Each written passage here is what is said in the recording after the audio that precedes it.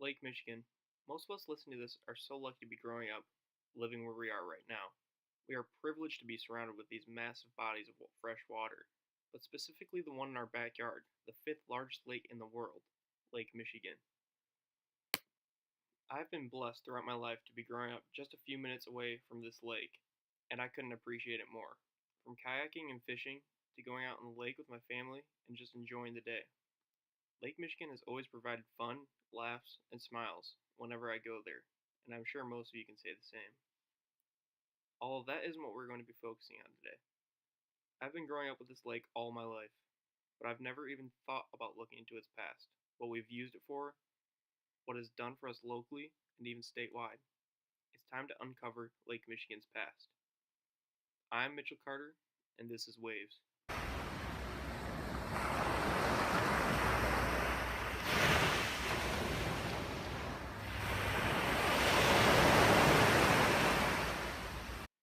Lake Michigan is one of the largest lakes in the world, with over 12 million people living along its shores. One of the most popular beaches on Lake Michigan have been in our backyard for years, in St. Joseph, Silver Beach. But that isn't what we're concerned about. I've always wondered what this lake has done for us throughout its history. Up to as much as 1 million years ago, glaciers covered the area in which we live today. These glaciers, reaching incredible sizes, up to 6,500 feet thick, covered the entire Midwest. Over time, these glaciers moved back and forth, creating a giant gouge in the earth, and eventually melted, creating the Lake Michigan that we all know and love today. These glacial melts left behind an absolute monster, over 300 miles long, 75 miles wide, and depths up to 1,000 feet of pure fresh water. This lake has been here for a very long time, and it isn't going anywhere soon. The real question is, what have we done for this massive body of water?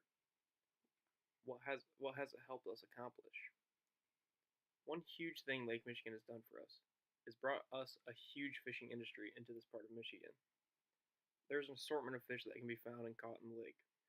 Some of the most popular being lake trout, yellow perch, largemouth bass, smallmouth bass, bowfin, and walleye. One of the first big game fish that was introduced and rebirthed into the lake in 1873 was the Great Lake salmon. This fish really introduced a craze for Lake Michigan salmon fishing. Even I always used to fish for these and king salmon.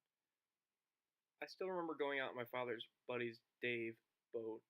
We would start the day out by meeting him at his house. My dad and Dave would go in the basement and talk guns, while my brother and I would wait upstairs, jumping out of our shoes to go fishing out on Big Blue, the name of Dave's boat.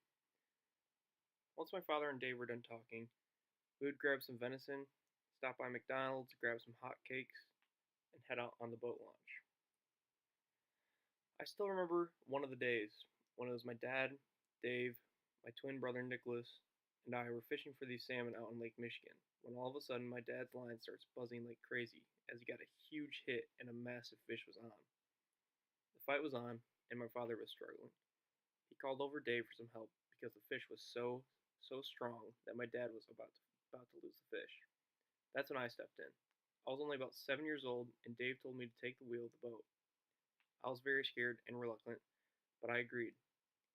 So there I was at 7 years old, driving this boat around, trying to follow orders as which direction to go, forwards, backwards, left, right. I was doing it.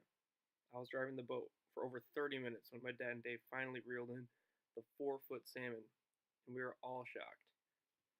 I was very proud of what I did that day, and it's what really sparked my whole interest in the fish and fishing on Lake Michigan. So I decided to learn more about fishing and see how charter fishermen feel about working out on the lake and to learn some things from what they have to say. What is it that you do out in Lake Michigan? I take clients out fishing. So, just your clients, right?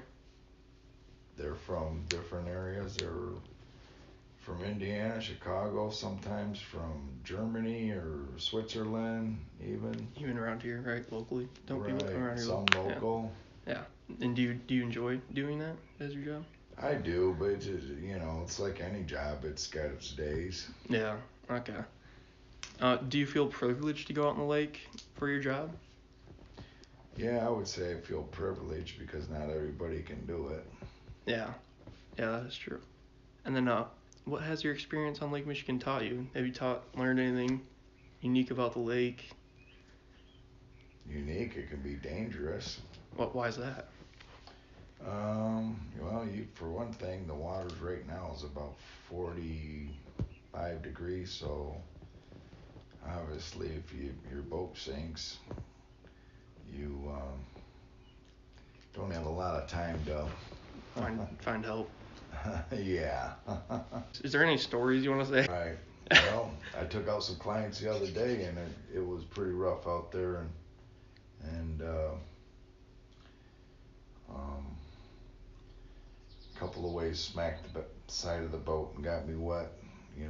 Yeah. Kicked the boat around, and then or I don't know, it was about a week ago, and I was fishing out there and was helping a client try to get a fish in. He couldn't really reel it too good, so I was hand lining it in. Yeah. And I was kind of bent over on the side of the boat, and I about fell out, smacked my elbow really bad. Oh, what was on the line? The king salmon. How's your experience taught you about Lake Michigan? What has my experience taught me? Yeah. It's taught me to respect it. Don't take it lightly. And don't take it for granted. Now back to the fishing. Fishing has raked in billions of dollars over the years for the state of Michigan. So fishing overall has been great for not only our entire state, but also for our area specifically. Moving on, Lake Michigan has also been very convenient for us to be able to import and export things on ships. Now, Lake Michigan doesn't exactly have the best track record with ships. Like Chris was saying, going out in the lake can be very dangerous.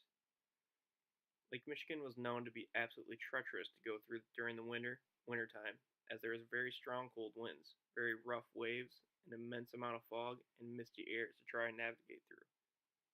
There's been over 25,000 shipwrecks estimated to be in Lake Michigan. Most of these shipwrecks, no one even knows what happened to them. Perhaps one of the most famous shipwrecks to take place on Lake Michigan would be the wreck of the Lady Elgin. The Lady Elgin was a wooden steamboat that was over 200 feet long. It crashed on a September night in 1860 when another wooden steamboat, half the size of the Lady Elgin, had an accidental ramming into the boat. The smaller boat sailed off the port after the collision so it could assess its damages, thinking the damage to the Lady Elgin was nothing compared to the damage taken to their boat. Little did they know, they tore a hole in the port side of the Lady Elgin. The crew tried dumping over 50 cows into the lake to try and get the hole above water level, but it was no hope. That night, the Lady Elgin sunk as music played, and over 300 passengers died that night, almost like a miniature Titanic scene.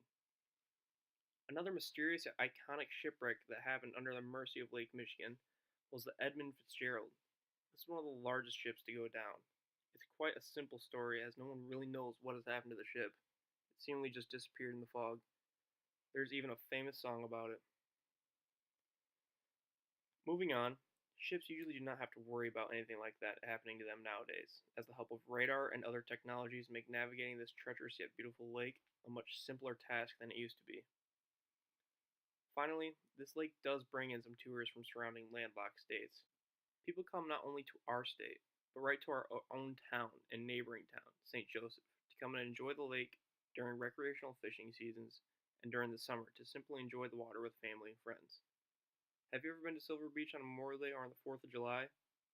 Well, if you have, you've seen thousands upon thousands of people on the beach, or the hundreds to possibly thousands of boats floating right outside of the buoy lines enjoying the day. Many people go out of their way to come visit the lake each and every day, including people that live in Michigan. But in landlocked city, where they aren't lucky enough to live with the lake day in and day out. Overall, Lake Michigan is a place around here where you can simply let all those stresses out and enjoy. You can fish, boat, or simply just float with your family and friends. We also now know that Lake Michigan is not a lake that you can take lightly. With ripping currents, vicious winds, and terrible winters, you always have to be careful. Even if you're just simply swimming or boating, you never know for sure what will happen out on the lake. Lastly, Lake Michigan has an extent history. What do people do on it nowadays? And how do other people in this area feel about living with this big of a lake in our backyards? Find out on the next episode of Waves.